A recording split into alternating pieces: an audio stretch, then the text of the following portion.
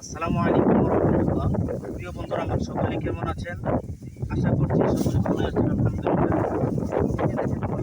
আল্লাহ তাআলার সুন্দর নিয়ামত, এই নিয়ামত আমরা বান্দার।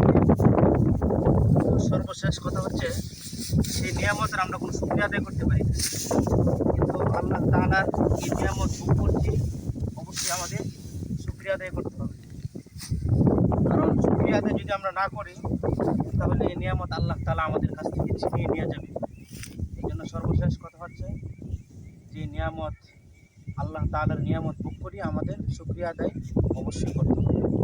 প্রিয় বন্ধুরা, আমার কাজ করা এটা কোনো নির্ণয়ের কোনো কথা না। নিজের কাজ করবেন, এটা হচ্ছে একটি আনন্দের বিষয়, সবচেয়ে একটি মজার বিষয়। এই জন্য চিন্তা করলাম একটু কাজ করি। হ্যাঁ, ধান কাটতে কে কে পছন্দ করেন অবশ্যই জানাবেন ইনশাল্লাহ। ক্যামেরার পিছনে আছে আমার প্রিয় ছোট ভাই হযরত মাওলানা রবিন হোসেন। সকলে রবিনের জন্য দোয়া করবেন।